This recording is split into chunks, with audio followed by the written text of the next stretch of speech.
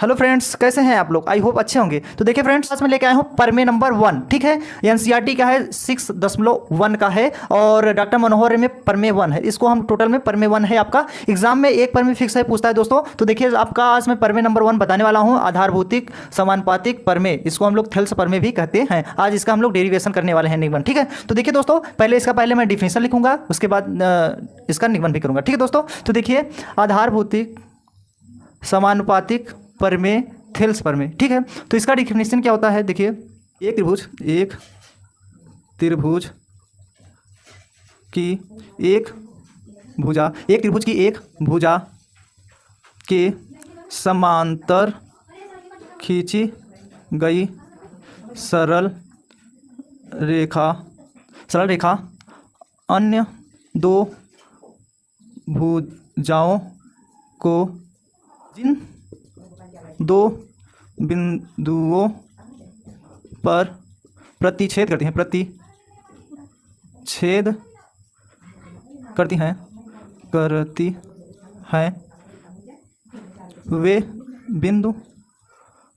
वे बिंदु भुजाओं को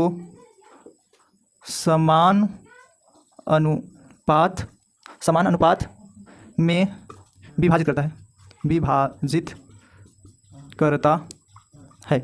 ठीक दोस्तों, देखिए एक त्रिभुज की एक भुजा के समांतर खींची गई सरल रेखा अन्य दो भुजाओं को जिन दो बिंदुओं पर प्रतिच्छेद करती हैं वे बिंदु भुजाओं को समान अनुपात में विभाजित करता है। ठीक दोस्तों, समझ में आया इतना? अब देखिए इसका मैं फिगर बना दे रहा हूँ दोस्तों। ऐसे एक त्रिभुज बना लीजिए। ठीक है, इतना त्रिभुज बनाने के बाद इसमें देखिए ए मान लीजिए, इसे बी सी, यहाँ पे एक डी मान लीजिए, ई मान लीजिए इसे। ठीक है दोस्तों, अब इसमें देखिए ये कह रहा है एक त्रिभुज की एक भुजा के समांतर खींची गई सरल रेखा अन्य दो भुजाओं को जिन दो बिंदुओं पर प्रतिच्छेद करती हैं वे बिंदु भुजा के समांतर हो जाती हैं। तो ये जो प्रतिच्छेद कर रहे हैं यहाँ पे ए बी सी डी है, जो ये डी ई जो है इसके समांतर है, प्रतिच्छेद भी कर रहे हैं, तो इसका मतलब ये काटेंगे। तो आपका ऐसे काटेंगे इसको। ठीक है, यहाँ पे प्रतिच्छेद कर रहे हैं इसके समांतर, ये थोड़ा सीधा रहेगा दोस्तों। ठीक है, ऐसे सीधा रहेगा, तो यहाँ पे प्रतिच्छेद करेंगे और यहाँ पे भी प्रतिच्छेद करेंगे। ठीक दोस्तों, ठीक है, इसे एफ मान लीजिए, इसे जी। ठीक दोस्तों, इतना समझ में आया ना? अब हल करेंगे। अब यहाँ लिखेंगे हल। तो देखिए दोस्तों, दिया है, यहाँ लिखेंगे दिया है। ठीक दोस्तों, दिया है। सबसे पहले हम लोग लिखते हैं दिया है। इसमें देखिए क्या दिया है आपका, त्रिभुज ए बी सी। देखिए त्रिभुज ए बी सी दिया है ना, इतना लिखेंगे में। ठीक है, त्रिभुज ए बी सी में अब बी सी जो है समांतर है, बी सी जो है समांतर है डी ई के। ठीक है, तो डी ई के समांतर है, डी ई के समांतर है। ठीक दोस्तों, बी सी जो है डी ई के क्या है, समांतर खींची गए हैं, खींची गई हैं। ठीक दोस्तों, खींचे गए हैं। और ठीक दोस्तों, और क्या हो जाएगा, ए बी जो है, ए बी और ए बी तथा कर दीजिए, ए बी तथा ए सी। देखिए ए बी तथा ए सी के माध्य बिंदु कौन है, डी ई ना। ए सी तथा ए बी तथा ए सी, देखिए ए बी तथा ए सी, ठीक है दोस्तों, को क्रमशः डी और ई पर प्रतिच्छेद करते हैं,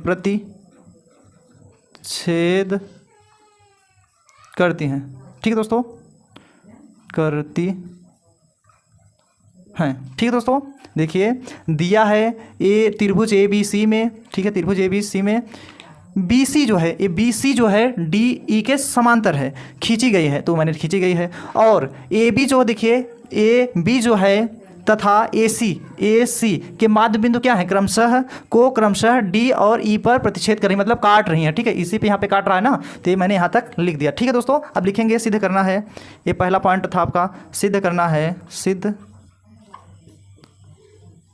ठीक है दोस्तों, करना है। तो देखिए दोस्तों, आपका सिद्ध क्या करना है, ए डी, देखिए ए डी बटा डी बी, क्योंकि समान अनुपात में विभाजित करता है ना, बोल रहा है। देखिए कह रहा है एक त्रिभुज की एक भुजा के समांतर खींची गई सरल रेखा अन्य दो भुजाओं को जिन दो बिंदुओं पर प्रतिच्छेद करती हैं वे बिंदु भुजाओं को समान अनुपात में विभाजित करता है। इसका मतलब समान अनुपात में विभाजित करेगा, ए डी बटा डी बी फिर ए ई बटा ई सी हो जाएगा, तो हो जाएगा बराबर ए ई बटा ई सी हो जाएगा। ठीक दोस्तों, ये आपका यही सिद्ध करना है। अब इतना समझ में आना दोस्तों आपको, आई होप अच्छे समझ में आ गया होगा दोस्तों। अब हम लोग लिखेंगे रचना में। ठीक दोस्तों, ये आपका यही सिद्ध करना है। अब देखिए यहाँ लिखेंगे रचना। ठीक दोस्तों, यहाँ पे अगला हेडिंग में लिखेंगे रचना। तो रचना में क्या करेंगे, बी ई, देखिए बी और ई फिर सी और डी, बी ई और सी डी, बी ई देखिए बी ई और सी डी। ठीक दोस्तों, को मिलाया, हम लोग मिलाया है ना, तो मिलाओ, मिलाओ लिखो सही रहेगा, मिलाओ। ठीक दोस्तों, तो हम लोग इसको मिला दिए ऐसे ऐसे फिर इससे ऐसे, मतलब बी ई जो है सी डी क्या करिए हैं, मिलाए हैं ना यहाँ पे, तो यहाँ पे मैंने मिलाओ। ठीक है दोस्तों, अब देखिए ई और डी या बी और ई कर सकते हैं। ठीक दोस्तों, देखिए फिगर में क्या कर रहा है, देखिए किस पे लंब है, पहले ये समझना है दोस्तों आपको। देखिए ई एफ जो है इस पे लंब है ना, फिर डी एफ जी जो है ए ई पे लंब है। ठीक है, तो यहाँ पे लिखेंगे ई एफ जो है लंब किस पे है, ये लंब का चिन्ह है। ठीक है, लंब किस पे है, ए डी पे, ए डी पे। देखिए ई एफ जो है लंब इस पे है ना, ए डी पे, तो यहाँ पे हो जाएगा और।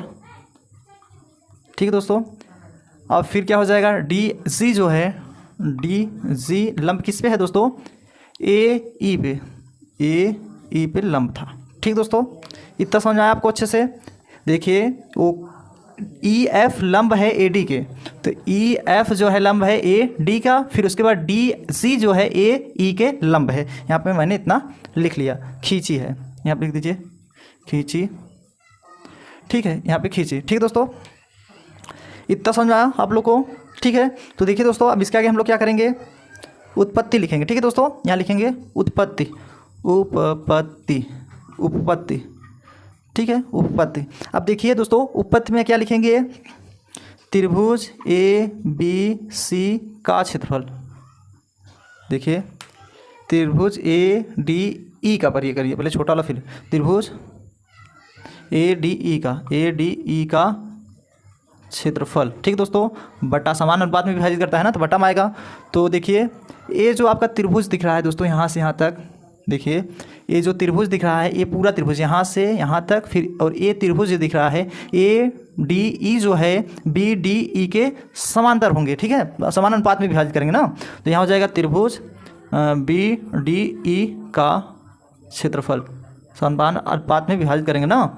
ये जो है जैसे ई एफ जो है डी और बी पे भी लंब होंगे। ठीक है, दोनों पे लंब वही होंगे, तो इतना हो जाएगा। तो क्या सूत्र होता है, 1/2 गुणे आधार गुणे ऊंचाई होता है, ऊंचाई आपका ये फार्मूला होता है।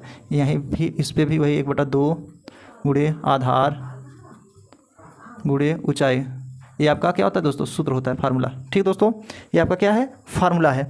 अब देखिए यार दोस्तों आपका ये फार्मूला हो गया ना। अब देखिए जो ये फार्मूला आपका है दोस्तों, इसी पे हम लोग मान रखेंगे। देखिए बराबर, अब देखिए 1/2 यहाँ लिख दीजिए, 1/2 गुणे आधार क्या है, ए डी आपका आधार है, तो ए डी आधार है। ऊंचाई क्या है, ई एफ, तो यहाँ पे लिखेंगे ई एफ बटा 1/2 रहेगा ही, गुणे। अब देखिए आधार, देखिए ये पहले त्रिभुज ए डी ई का था, तो ए डी ई का था, उसके बाद बी डी ई का है, नीचे वाला जो है आपका बी डी ई का है, तो इसमें कौन सा आधार होगा, बी डी होगा आधार, तो यहाँ लिख दीजिए बी डी आधार। ऊंचाई कौन सा होगा, ई एफ ही होगा, दोनों पे वही ऊंचाई रहेगा दोस्तों, दोनों पे वही ऊंचाई रहेगा, तो ई एफ कर दिया जाएगा। ठीक दोस्तों, अब देखिए 1/2 कट जाएगा, 1/2 ई एफ जो है इससे कट जाएगा, ई एफ से इससे कट जाएगा, बराबर ए डी बटा बी डी, समीकरण 1 हो जाएगा। ठीक दोस्तों, यही आपका क्या हो जाएगा, समीकरण 1 हो जाएगा। ठीक है, इतना समझ आया आप लोग को। ठीक दोस्तों, इतना समझ आया ना। अब देखिए इसके आगे भी बताते हैं, तो इसे मिटाना पड़ेगा दोस्तों, आप लोग पहले अच्छे से उतार लीजिएगा, इतना मिटाना पड़ेगा, इससे मिटा दिया जाए।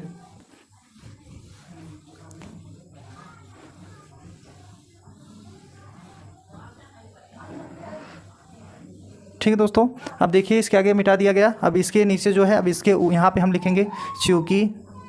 ठीक है, ये चूंकि चिन्ह लग गया। ठीक है दोस्तों, अब फिर क्या करेंगे, फिर त्रिभुज ए डी ई में फिर लिया जाएगा। अब जो ये त्रिभुज होगा ए डी ई जो होगा, ये सी ई एफ डी के समांतर होंगे, अनुपात में होंगे। ठीक है, तो त्रिभुज ए बी सी का ए डी ई का क्षेत्रफल बटा त्रिभुज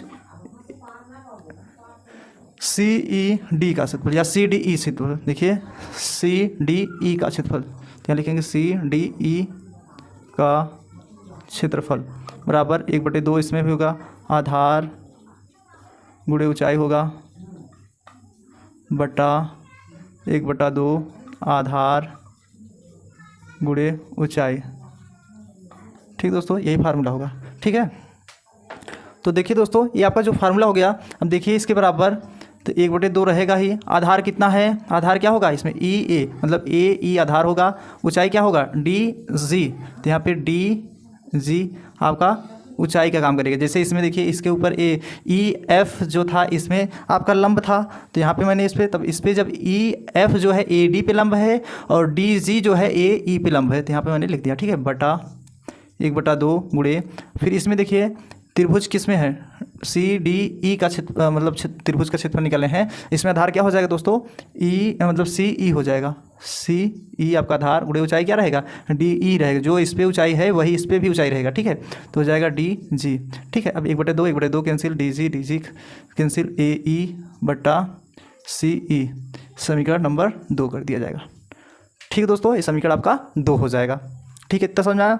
अब देखिए इसके आगे अब हम लोग क्या करेंगे, यहाँ लिखेंगे इसलिए, ये जो इसलिए ऐसे पढ़ते हैं। ठीक है दोस्तों, इसलिए त्रिभुज बी डी ई का क्षेत्रफल, बी डी ई का, और देखिए दोस्तों त्रिभुज बी डी ई और त्रिभुज C D E, B D E फिर सी डी ई। ठीक दोस्तों, एक ही आधार पे हैं, एक ही आधार पर, एक ही आधार पर, एक ही आधार डी सी पर, डी ई पर, एक ही आधार डी ई आधार है ना, डी ई पर हैं। ठीक दोस्तों, डी ई हैं। अब पर बने हैं, यहाँ लिख दीजिए पर बने हैं, पर बने हैं, बने हैं। ठीक दोस्तों, इतना हो जाएगा। इतना समझा दोस्तों आपको। अब देखिए अब क्या करेंगे, ये दो एक ही आधार पे बने हैं ना, तो यहाँ पे लिखेंगे तथा, तथा एक ही समांतर, एक ही समांतर डी ई, देखिए एक ही समांतर क्या हो जाएगा डी ई, जो है किसके समांतर होगा दोस्तों आपका, इसके समांतर होगा ना बी सी के। तो यहाँ लिखेंगे एक डी ई जो है और बी सी, देखिए एक ही समांतर डी ई और बी सी क्या है के बीच हैं, के बीच हैं। ठीक दोस्तों, के बीच हैं। तो अब अतः क्या हो जाएगा, इसे दोस्तों इरेज करना पड़ेगा, थोड़ा इरेज कर दें दोस्तों। तो अब देखिए दोस्तों अतः, ठीक है, अतः त्रिभुज बी डी सी का क्षेत्रफल, देखिए इसमें त्रिभुज बी डी ई और त्रिभुज डी सी ई एक ही आधार पर डी ई पर बने हैं, एक ही डी ई पे बने हैं। तो तथा एक ही आधार, एक ही समांतर, तथा एक ही समांतर डी ई जो है और बी ई के बीच बने हैं, मतलब बीच में है। देखिए आपका डी ई जो है, डी ई और बी ई के बीच ही बने हैं ना ये, तो बीच में है।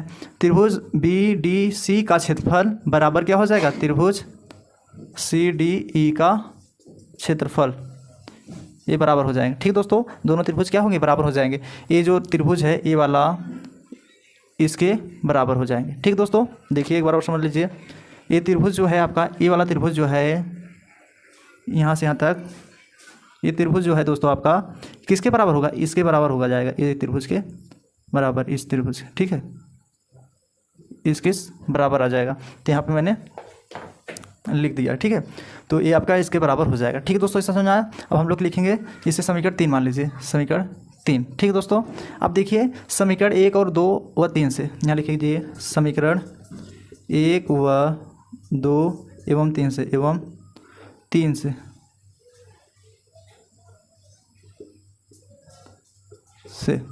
तो देखिए एवं 3 से, देखिए दोस्तों, देखिए त्रिभुज बी डी सी, देखिए बी डी BDE, देखिए BDE है ना, इसके जगह पे क्या रख सकते हैं BDC, तो BDC रख सकते हैं ना, या यहीं पे देख लीजिए इसी पे A रख सकते हैं इसके बराबर। जो आपका समीकरण 1 और 2 से तीनों देखिए तीनों सेम आ रहा है, देखिए A ऊपर का दोनों सेम आ रहा है ना, इसके जगह पे हम लोग देखिए BDE, तो BDE जो देखिए BDE इसमें जो दिया है देखिए, तो त्रिभुज क्या हो जाएगा, ये आपका दोस्तों कौन सा त्रिभुज है, यहाँ E होगा दोस्तों। क्यों होगा, देखिए BDE लिया जा रहा है, किसके बराबर होगा CDE के ना।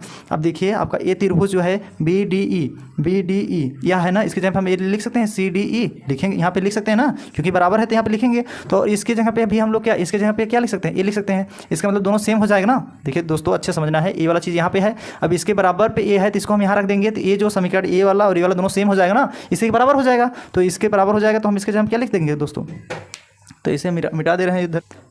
अब यहाँ पे क्या हो जाएगा AD/DB बराबर इसी के अनुपात में हो जाएगा ना। देखिए AD/BD, तो यहाँ पे AD/BD कर सकते हैं दोस्तों, यहाँ पे AB/BD बराबर क्या हो जाएगा AE/CE हो जाएगा। तो देखिए दोस्तों यही आपका प्रूव करना था, मतलब AD ये क्या हो जाएगा DB और फिर उसके बाद AE/CE, यही आपका प्रूव्ड करना था, यही प्रूव्ड हो जाएगा PROVED। ठीक दोस्तों, यही आपका प्रूव्ड हो गया, यही आपका आंसर माना जाएगा। ठीक दोस्तों, बहुत इंपॉर्टेंट था दोस्तों, आई होप आपको अच्छा से समझ में आ गया होगा। तो दोस्तों ठीक दोस्तों, यही आपका प्रूव्ड करना था, आई होप दोस्तों आपको समझ में आ गया होगा। ये त्रिभुज जो है, ये वाला त्रिभुज जो है, इसके ये जो त्रिभुज मैंने बनाया है, ये त्रिभुज इसके बराबर होगा, समरूप होगा इस वाले पे। ठीक है, एक ही आधार बने हैं ना दोस्तों। आई होप आपको अच्छा दूसरा आपका ठीक है NCERT में जो दिया है 6.2 का मैं परमेय कराने वाला हूँ, आपका आधारभौतिक अनुपातिकता परमेय का विलोम। ठीक दोस्तों, ये आपका दूसरा परमेय है, ठीक है, सब्जेक्ट मैथ है। ठीक दोस्तों, तो देखिए दोस्तों इसका मैं डिफिनीशन यहाँ पे लिख दे रहा हूँ और आपको बता भी दे रहा हूँ।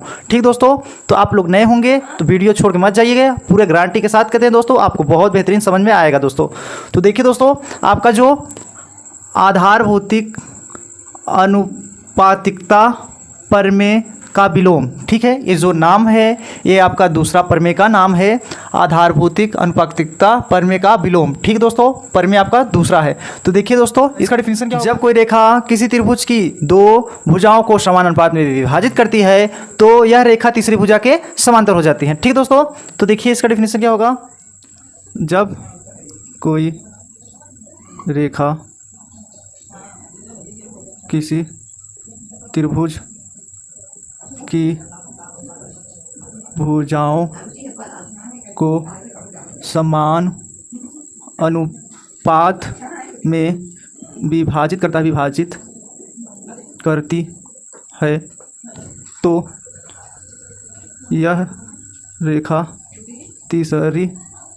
भुजा के समांतर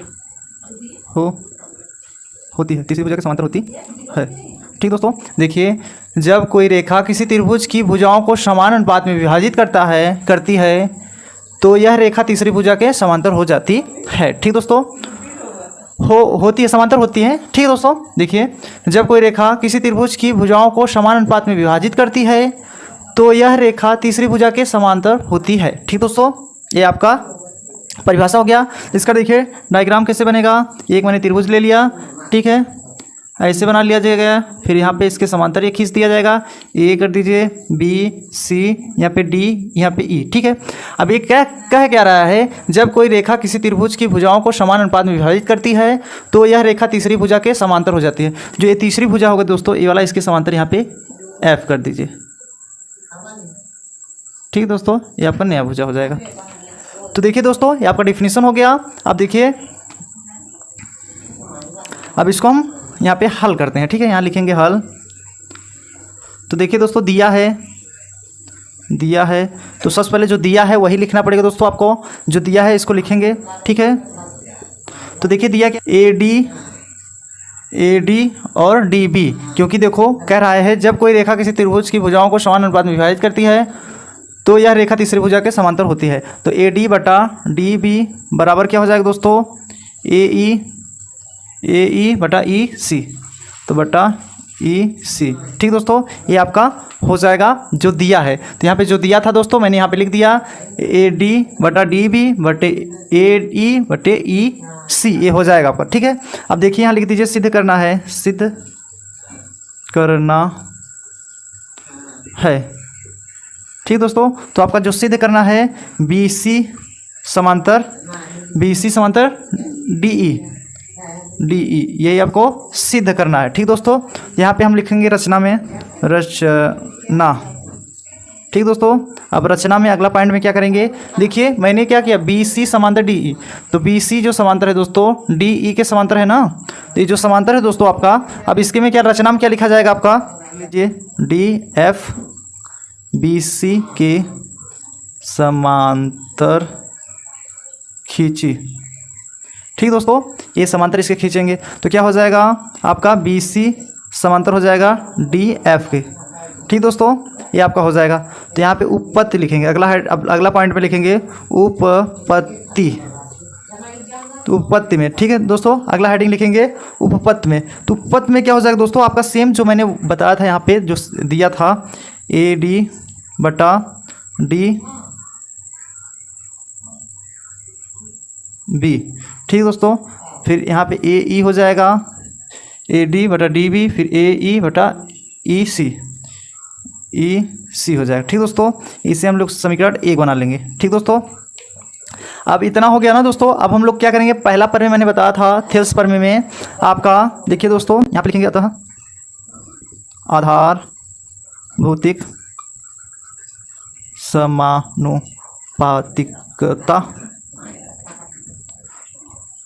समानुपातिक सही रहेगा, समानुपातिक प्रमेय से। तो देखिए आप थेल्स प्रमेय होता है, इसे हम लोग कहते हैं थेल्स प्रमेय। ठीक दोस्तों, इसे हम लोग कहते हैं थेल्स प्रमेय। आपका पहला प्रमेय जो था, तो देखिए पहला प्रमेय में ए डी बटा डी बी कर दिया जाएगा। तो ए डी बटा डी बी हो जाएगा बराबर, यहाँ पे ए एफ बटा एफ सी हो जाएगा, ए एफ बटा एफ सी हो जाएगा। ठीक दोस्तों, ये समीकरण हम लोग 2 कर दिया जाएगा। ठीक है, इतना समझ में आया दोस्तों आपको। अब देखिए इसके आगे हम लोग लिखेंगे समीकरण 1 और 2 से। ठीक है, यहाँ लिखेंगे समीकरण 1 और 2 से, यहाँ पे कर दे रहे हैं दोस्तों, यहीं पहले कर दीजिए समीकरण 1 व 2 से। ठीक है, तो समीकरण 1 और 2 से देखेंगे, देखिए ए डी बटा डी बी है ना, तो इसको हम पहले लिखेंगे क्या हो जाएगा ए ई बटा ई सी बराबर ए एफ बटा एफ सी, ये हो जाएगा दोनों बराबर। ठीक दोस्तों, अब क्या करेंगे, ये दोनों बराबर हो जाएगा ना आपका। अब ये जो दोनों बराबर हो जाएगा दोस्तों आपका, तो हम लोग क्या करेंगे, यहाँ दोनों पक्षों में हम लोग यहाँ पे हम करते रहे इसके आगे। ठीक है दोस्तों, देखिए ए ई बटा ई सी बराबर ए एफ बटा एफ सी। तो यहाँ पे हम लिखेंगे दोनों पक्षों में एक जोड़ने पर, दोनों पक्षों में एक जोड़ने पर। ठीक दोस्तों, दोनों पक्षों में एक जोड़ने पर। अब देखिए आपका क्या था, ए ई बटा ई सी, तो का ई सी प्लस एक जोड़ेंगे बराबर आपका है ए एफ बटा एफ सी। तो ए एफ बटा एफ सी प्लस एक ऐड करेंगे, जोड़ेंगे ना, दोनों तरफ जोड़ेंगे तो क्या हो जाएगा A F A E plus इसका इधर गुणा हो जाएगा तो ई सी हो जाएगा बटा ई सी रहेगा ही बराबर ए एफ प्लस इसका इधर गुणा होगा एफ सी हो जाएगा बटा क्या हो जाएगा दोस्तों एफ सी। ठीक है, अब देखिए इतना हो गया ना।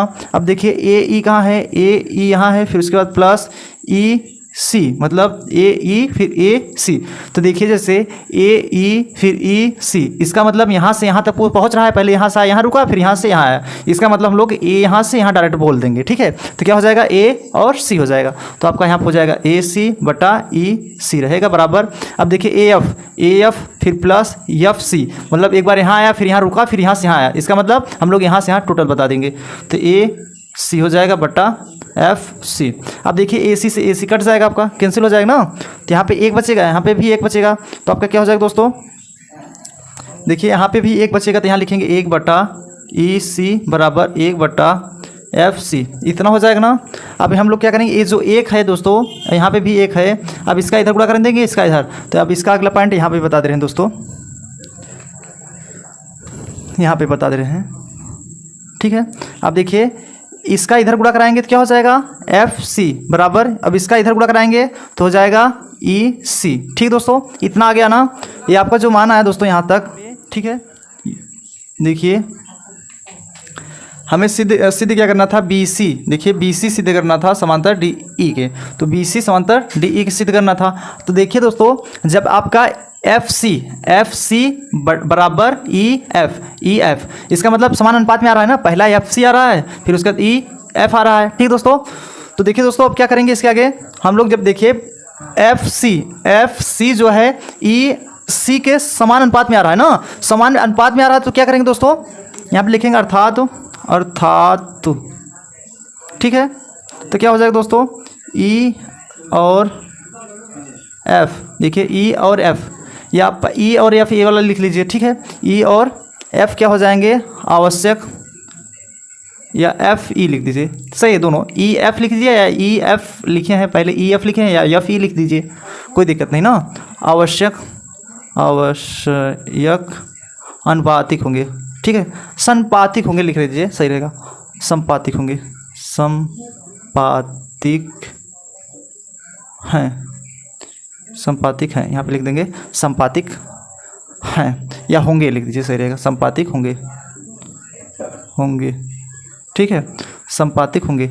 अब उसके बाद जब संपातिक होगा दोस्तों, तो आपका बी सी समांतर किसके हो जाएगा, डी ई के समांतर हो जाएगा, और आपका बी सी जो है डी ई के समांतर हो जाएगा, तो बी सी जो है डी एफ के भी समांतर होगा, तो डी एफ के भी समांतर हो जाएगा, डी एफ। ठीक दोस्तों, तो पहला वाला जो है बी सी जो समांतर है डी एफ के, तो यहाँ डी एफ कर दीजिए, और फिर बी सी समांतर है डी ई के, ठीक है। यही आपका प्रूव्ड करना था दोस्तों, यही आपका प्रूव्ड हो जाएगा, PROVED, यही आपका प्रूव्ड करना था। ठीक दोस्तों, यही आपका प्रूव्ड करके लाना था दोस्तों, तो यही ला दिया गया है। ठीक दोस्तों, एक बार और समझ लीजिए, बहुत गर्मी है दोस्तों। तो देखिए दोस्तों, आपका पहला दूसरा पर में मैंने पहला पर में पढ़ा रखा हूँ दोस्तों, ठीक है, मैंने पहला पर में पढ़ा रखा है, डिस्क्रिप्शन बॉक्स में लिंक मिल जाएगा, आप लोग जाके देख लीजिएगा। आज ये दूसरा पर में है, तो देखिए जो दूसरा पर में है एनसीईआरटी में 6.2 का है, ठीक है। इसमें देखिए जो दूसरा पर में है आधारभूतिक अनुपातिकता परमेय का विलोम, ठीक है, जिसका डिफिनेशन मैंने बताया, जब कोई रेखा किसी त्रिभुज की भुजाओं को समान अनुपात में विभाजित करती है तो यह रेखा तीसरी भुजा के समांतर होती है। तो इसमें दिया है जो AD/DB, इसमें देखिए AD/DB बराबर AC AE/EC, यहाँ पे ये दिया था। सिद्ध करना है D जो BD, देखिए BC कर दीजिए समांतर DE, यही सिद्ध करना था। तो रचना में हम लोग लिखेंगे DF जो है DF जो है दोस्तों BC के समांतर खींची, ये मैंने खींची है, ठीक है, DF जो है BC के समांतर खींची है, मैंने यहाँ लिख दिया, तो BC समांतर हो जाएगा DF के, ठीक है, ये BC समांतर हो जाएगा DF के। अब उसके बाद देखिए उपपत्ति में हमने लिखा है AD/DB, फिर उसके बाद AE, देखिए आपका AE/EC ये हो जाएगा। उसके बाद अतः आधारभूतिक समानुपातिक परमेय से, ये जो दोस्तों समानुपातिक परमेय है, आधारभूतिक समानुपातिक परमेय से थेल्स परमेय, मैंने पहला परमेय जब निगमन कराया था तो उसका है, तो उसमें एक ये नियम कह रहा था आपका, इसके अनुपात में देखिए AD/DB बराबर हो जाएगा AF/FC, इसको मैंने समीकरण 1 माना था, इससे 2 मान लिया, ठीक है। अब देखिए समीकरण 1 और 2 से, तो समीकरण 1 और 2 से देखिए AD/DB दोनों मिल रहा है सेम, तो इसके जगह जो दोस्तों ये वाला मान है इसी में हम रखेंगे, तो इसके जगह पे हम ये वाला मान यहाँ रख दिया, फिर ये वाला बचेगा, ये वाला आ जाएगा, यही चीज़ें मैंने उतारा, बस इसके जगह इसका मान मैंने ये वाला रख दिया यहाँ, ये वाला यहाँ जाएगा। अब हम लिखेंगे इसके आगे दोनों तरफ, मतलब वही चीज़ आने के बाद हम यहाँ लिखेंगे दोनों पक्षों में एक जोड़ने पर या दोनों तरफ एक जोड़ने पर, तो यही AE/EF, देखिए AE/EF में +1 कर दिया जाएगा, यहाँ पे यही चीज़ें वहाँ उतारे हैं, दोनों तरफ 1 जोड़ दिए हैं, AF/FC, यहाँ पे देखिए यही था, इसमें 1 जोड़ दिए थे। अब जब 1 जोड़ने के बाद दोस्तों हम लोग क्या करेंगे, इसके बटे 1 मान करके इसका इधर गुणा करा देंगे, इसका इधर, तो AE + EC हो जाएगा बटा EC बचा रहेगा, फिर AF + FC, तो यहाँ पे गुणा हो जाएगा FC हो जाएगा बटा FC रहेगा ही।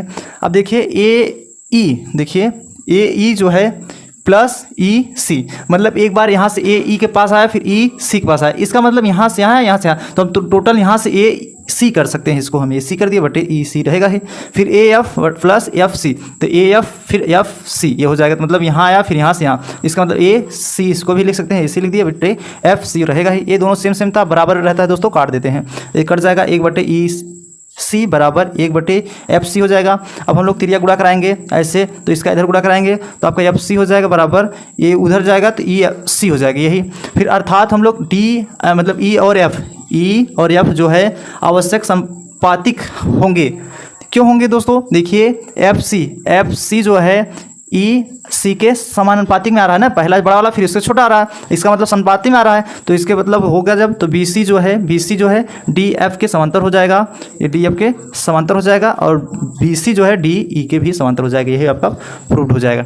ठीक है दोस्तों, आई होप आपको समझ में आ गया हो दोस्तों, बहुत गर्मी है, आप लोग कैसा लगा टॉपिक पे। आपका जो तीसरा प्रमेय है एक कोड समरूपता से, इसको मैं आज इसमें न्यूमेरिकल करने, इसका निगमन करने वाला हूँ, आप लोग बने रहिए, बहुत अच्छे से समझ में आएगा दोस्तों। इसका परिभाषा मैंने यहाँ पे लिख रखा है, देखिए इसका परिभाषा जो होता है, यदि दो त्रिभुज के संगत कोण क्या हो, बराबर हो, यदि दो त्रिभुज के संगत कोण बराबर हो तो उनकी संगत भुजाएं क्या होगी, संपाती होंगे, तो इसलिए दोनों त्रिभुज क्या हो जाएंगे, समरूप हो जाएंगे। ठीक है, तो देखिए जो आपका डिफिनेशन यहाँ मैंने लिखा है, यदि दो त्रिभुजों के संगत कोण बराबर हो तो उनकी संगत भुजाएं एक ही अनुपात में, ये संपाती या अनुपातिक होती हैं, तो क्या हो जाएगा, इसलिए त्रिभुज क्या हो जाएंगे, समरूप हो जाएंगे। ठीक है, कहने का मतलब इसका कोण क्या है, बराबर है, और जो भुजाएं हैं संपाती हैं। ठीक है, तो ये दोनों त्रिभुज क्या हो जाएंगे, समरूप हो जाएंगे, यही आपको सिद्ध करना है।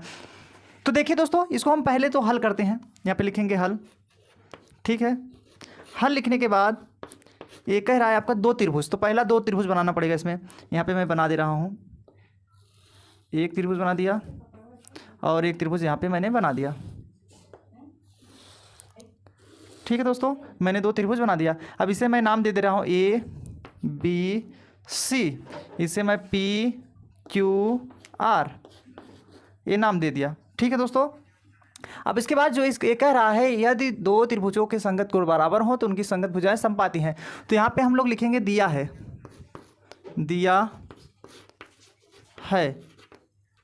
तो आपका क्या दिया है दोस्तों, इनके संगत कोण क्या है, बराबर हैं, तो इसका मतलब ये कोण ए जो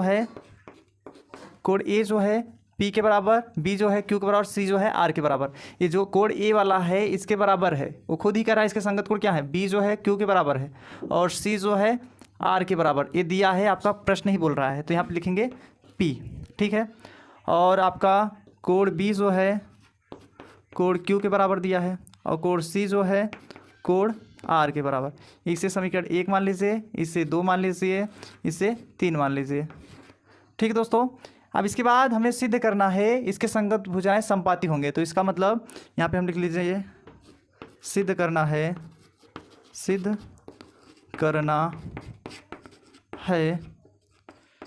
इसके संगत भुजाएं क्या हो, संपाती, मतलब ए बी जो है पी क्यू का बटा हो जाएगा, पी क्यू के बटे बराबर बी सी जो है क्यू आर के संपाती हो जाएगा, क्यू आर के बराबर, और आपका ए सी जो है पी आर के बराबर हो जाएगा, पी आर के बराबर हो जाएगा, यही हमें सिद्ध करना है। ठीक है दोस्तों, ये जो देखिए ए बी जो है पी क्यू के बराबर है और बी सी जो है क्यू आर के बराबर है और ए सी जो है पी आर के बराबर है। अब हम लोग क्या करेंगे, इसके आगे रचना लिखेंगे। ठीक है, तो यहाँ पे रचना।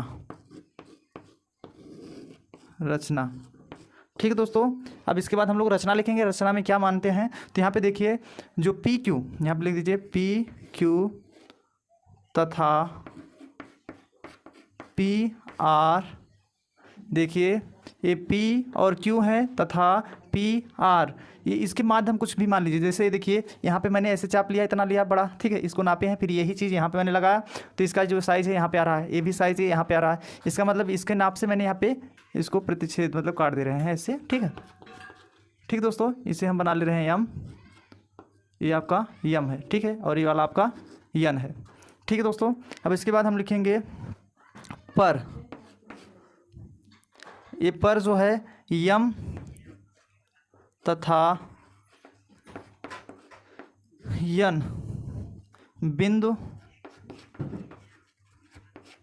यम तथा यन बिंदु इस प्रकार है, इस प्रकार लिए गए हैं, लिए गए हैं। ठीक दोस्तों, कि लिए गए हैं कि जब ये बिंदु लिया गया है इसके नाप से, ए जो है इसके नाप से ए लिया गया, इसके नाम से लिया गया, तो ए बी जो है पी एम के बराबर हो जाएगा, ए सी जो है पी एन के बराबर हो जाएगा। तो यहाँ पे हम लिखेंगे ए बी जो है पी एम के बराबर हो जाएगा और ए सी जो है पी एन के बराबर हो जाएगा। समीकरण 3 यहाँ था, समीकरण यहाँ पे 4 मान लीजिए और यहाँ पे 5 मान लीजिए।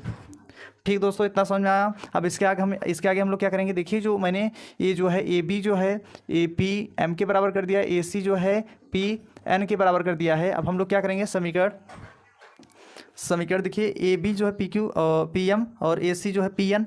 तो हम लोग देखिए ये दोनों भुजा इसके बराबर है और ये वाला इसके बराबर है, तो एक कोण मतलब दो भुजा और एक कोण, ये जो कोण ये है पी के बराबर है, तो हम लोग लिख सकते हैं उपपत्ति में। यहाँ पे लिखिए उपपत्ति में हम लोग लिखेंगे समीकरण 1 व 4 और 5 से। देखिए समीकरण 1 जो है कोण ए बराबर पी है, ए बराबर पी है, और 4 जो है ए बी बराबर पी क्यू पी एम है, और 5 जो है ए सी बराबर पी एन है। इसका मतलब ये त्रिभुज क्या हो जाएंगे, भुजा दो भुजा बराबर है इसमें और एक कोण बराबर है, तो ये आपका क्या हो जाएगा, जिसे कहने का मतलब ये भुजा इसके बराबर है, ये वाला भुजा, ये जो भुजा है इसके बराबर आ रहा है और ये भुजा जो है इसके बराबर आ रहा है, ये कोण जो है आपका इसके बराबर आ रहा है, तो इसका मतलब ये त्रिभुज क्या हो जाएगा, सर्वगांसम हो जाएगा ना, भुजा कोण भुजा से। तो यहाँ हम लिख देंगे त्रिभुज ए बी सी सर्वगांसम, ये सर्वगांसम हो जाएगा त्रिभुज पी एम एन। ठीक है, ये किस नियम से हो जाएगा, भुजा कोण भुजा समरूपता से मिटा दीजिए, सर्वगांसम कर दीजिए,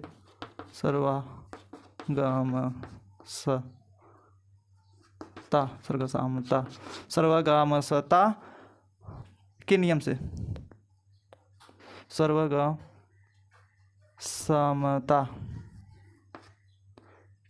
से। ठीक है दोस्तों, ये आपका भुजा कोण भुजा सर्वगामता से ये जो हो जाएगा समरूप हो जाएगा आपका कोण। ठीक है, तो ये जो त्रिभुज हो जाएगा सर्वगांसम हो जाएगा। सर्वगांसम का मतलब सभी कोण क्या हो जाएंगे, बराबर हो जाएंगे ना। तो इसका मतलब अब यहाँ पे हम लिख सकते हैं दोस्तों, जो बी है देखिए कोण ए जो है ये बी वाला इसके बराबर हो जाएगा, बी जो है एम के बराबर हो जाएगा, तो हम लिखेंगे कोण बी जो है एम के बराबर कर दे रहे हैं। ठीक है, और कोण सी जो है हम एन के बराबर कर दे रहे हैं, एक कोण जो सी है इसके बराबर कर देंगे। ठीक है, तो यहाँ कोण जो है सी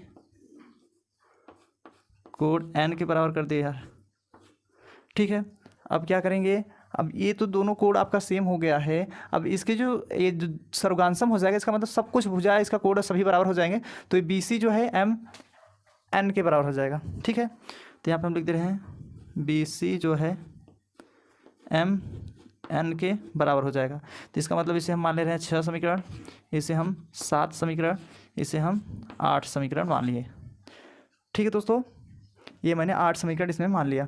ये बी सी बराबर एम एन, ये बी सी जो है इसके बराबर हो जाएगा ना, ये बी सी वाला भुजा जो है इसके समांतर हो जाएगा, मतलब बराबर हो जाएगा। ठीक है, ये समीकरण 8 हो जाएगा। अब देखिए कोण जो बी है यहाँ पे भी बी है, यहाँ पे जो सी है यहाँ पे भी सी है। अब समीकरण हम 2 और 3 और 6 7 से हम लोग हल करेंगे। ठीक है, तो हम इसको यहाँ पे हल कर दे रहे हैं। ठीक है, यहाँ पे लिख दे रहे हैं, क्या करेंगे, समीकरण 2 और 3, यहाँ पे समीकरण 2 व 3 का मान समीकरण 6 7 में रखने पर, 6 व 7 में रखने पर, 6 7 में हम लोग क्या करेंगे, रखने पर। तो देखिए इस समीकरण बी के जगह पे क्या दिया दोस्तों, बी के जगह पे क्यू दिया है ना, तो यहाँ पे हम कोण क्यू बराबर हो जाएगा आपका एम कर दे रहे हैं। ठीक है दोस्तों, क्यू बराबर यम हो जाएगा। अब देखिए कोड सी जो है आर दिया है ना, तो सी की जगह पे हम लोग आर रख देंगे। यहाँ पे हम आर रख दिए हैं, तो क्या हो जाएगा, एन हो जाएगा। अभी मैंने समीकरण 8 तक यहीं हो गया था, अब यहाँ पे 9 कर दे रहे हैं, समीकरण 9 ए समीकरण 10 हो जाएगा। ठीक है, इतना समझ में आया।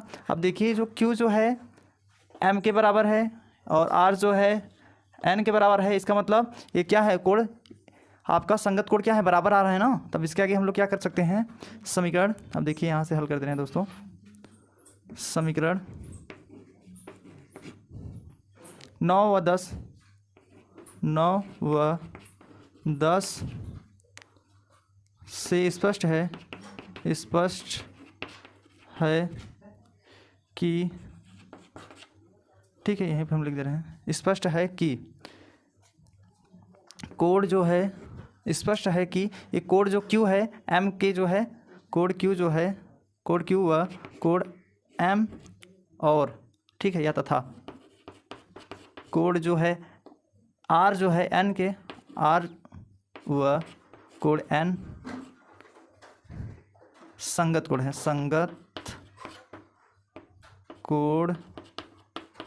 संगत कोड क्या है, ये कहने का मतलब ये आपका Q जो है M के संगत कोड है, R जो है N के संगत कोड हैं। तो अतः क्या हो जाएंगे, अब यहाँ से हम लोग को यहाँ से यहाँ पे लिख दे रहे हैं, ठीक है, अब यहाँ से यहाँ पे मैं लिख दे रहा हूँ, अब यहाँ पे हो जाएगा, अतः ये त्रिभुज मतलब MN जो है समांतर हो जाएगा QR के, MN जो है QR के समांतर, ये Q आपका है, ये आपका Q है, ठीक है दोस्तों, Q जो है R के समांतर हो जाएगा। तो हम लोग लिखेंगे अतः, ठीक है, त्रिभुज PQR में, ठीक है, PQR में, ठीक है दोस्तों। अब हम लोग PQR में, अब इसके आगे हम लोग लिखेंगे थेल्स पर में, ठीक है, PQR में हम लोग क्या करेंगे, थेल्स पर में, यहाँ लिख दीजिए थेल्स पर में, ये जो है यहाँ से हम बता रहे हैं थेल्स पर में, थेल्स पर में से, ठीक दोस्तों। आपका थेल्स पर में जो है, मैंने पहला पर में जो थेल्स पर में क्या करता है, जो भुजा के संपाती होता है, मतलब भुजा के अनुपात में होता है, जो थेल्स पर में ए पी एम बटा एम क्यू हो जाएगा, फिर पी एन बटा एन आर हो जाएगा, ये आपका हो जाएगा इसके आगे। अब यहाँ थेल्स पर में के बाद मैं यहाँ पे लिख दे रहा हूँ, ठीक है, अब यहाँ पे हो जाएगा पी एम बटा एम क्यू हो जाएगा बराबर पी एन बटा एन आर हो जाएगा, ठीक है। अब इतना हो जाएगा। अब इसका हम लोग क्या करेंगे, व्युत्क्रम, यहाँ लिख दीजिए व्युत्क्रम, व्युत्क्रम करने पर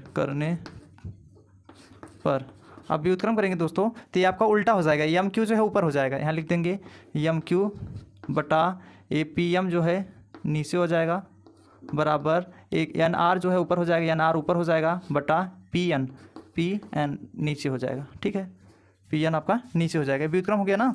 अब हम लोग क्या करेंगे, यहाँ से दोनों पक्षों में हम लोग एक ऐड कर देंगे, जोड़ेंगे, ठीक है। तो देखिए दोस्तों, इसका स्क्रीनशॉट ले लीजिए, तो हम इसके आगे बताते हैं, ले लीजिए इसका स्क्रीनशॉट, ठीक है दोस्तों। थेल्स पर के बाद मैंने यहाँ पे, अब इसका व्युत्क्रम करने पर यहाँ पे आ गया आपका, अब इसके आगे देखिए एम क्यू बटा पी एम बराबर एन आर बटा पी एन, यही है ना। अब हम क्या करेंगे, इसको हम दोनों पक्षों में क्या करेंगे दोस्तों, एक जोड़ दे रहे हैं, यहाँ पे लिखेंगे दोनों पक्षों में एक जोड़ने पर, एक जोड़ेंगे, तो यहाँ पे दिया है एम क्यू बटा पी एम प्लस 1 कर दे रहे हैं बराबर एन आर बटा पी एन में हम एक जोड़ दे रहे हैं, ठीक है। अब इसका इधर गुणा कराएंगे, M Q plus P M बटा पी एम बराबर एन आर प्लस इसका इधर गुणा हो जाएगा पी एन बटा पी एन। अब देखिए पी एम क्यू ये है, फिर प्लस पी एम है, यहाँ पे है ना, तो आधा दूरी ए है और आधा दूरी ए, टोटल दूरी क्या हो जाएगा पी क्यू, तो यहाँ पे हम लिख दे रहे हैं पी क्यू बटा पी एम बराबर, यहाँ पे भी वही देखिए एन आर है, फिर पी एन है, तो इसका मतलब टोटल दूरी क्या हो जाएगा पी आर हो जाएगा, तो यहाँ पे पी आर बटा पी एन, ठीक है। अब इसका हम लोग जैसे वहाँ पे व्युत्क्रम किए थे, यहाँ पे व्युत्क्रम करेंगे, व्युत्क्रम करने पर, तो व्युत्क्रम करेंगे ये ऊपर हो जाएगा, तो पी एम ऊपर बटा पी क्यू बराबर पी एन बटा पी आर। ठीक है दोस्तों, इतना हो गया। तो हम लोग क्या कर सकते हैं, समीकरण इसे हम मान सकते हैं 11। ठीक है, ये समीकरण 11 जो है दोस्तों, अब हम लोग क्या करेंगे, इसके आगे इसे मिटाना पड़ेगा दोस्तों, तो ये मिटा दे आपका। ठीक है, ये समीकरण जो 11 है, इसी प्रकार हम लोग क्या लिख सकते हैं, देखिए पी एम, ये पी एम बटा एम क्यू, यहाँ पे आया है पी एम बटा पी क्यू, यहाँ पे आया है, फिर पी एन आया है, फिर पी आर आया है, यहाँ पे आया है ना, भुजा में संपाती आ गया है। तो आपका यही सिद्ध करने के लिए बोला भी था अभी, तो और हल करना पड़ेगा, तो यहाँ पर लिखिए इसी प्रकार हम सिद्ध कर सकते हैं, सिद्ध कर सकते हैं, इसी प्रकार हम सिद्ध कर सकते हैं कि ए जो है, ए बी जो है दोस्तों पी क्यू के बराबर हो जाए, ए बी जो है पी क्यू के बराबर हो जाएगा, ए बी जो है पी क्यू समानुपाती में हो जाएगा। फिर उसके बाद बी सी जो है क्यू आर के संपाती हो जाएगा, क्यू आर के संपाती हो जाएगा। समीकरण 12 मान लीजिए इसे। ठीक है, तो अतः हम लोग क्या लिखेंगे, अतः, ठीक है, अब ये जो भुजा देखिए ये वाला इसके बराबर आ गया, तो इसके लिए हम लोग क्या कर सकते हैं, ए बी बटा पी क्यू बराबर क्या कर सकते हैं, बी सी बटा क्यू आर बराबर यहाँ क्या लिख सकते हैं, ए सी बटा पी आर, ए सी बटा पी आर। यही हमें प्रूव्ड करना था। ठीक है, प्रूव्ड कर दिया, PROVED। तो दोस्तों आपका यही प्रूव्ड करना था, मैंने यहाँ पे प्रूव्ड कर दिया। आप लोग आई होप समझ में आ गया होगा, इसका ले लीजिए स्क्रीनशॉट। आई होप ले लिए होंगे दोस्तों। तो कैसा लगा दोस्तों वीडियो, आई होप अच्छा लगा हो दोस्तों। तो दोस्तों अगर आप लोग नए होंगे प्लीज़ आप लोग लाइक सब्सक्राइब बेल आइकन को प्रेस कर लीजिएगा। अभी इसके आगे भी जो परमिट रहेगा सिद्ध कराया जाएगा तो आपको, ताकि जल्दी पहुँच जाए आपके चैनल पर। तो मिलते हैं दोस्तों अगले वीडियो में।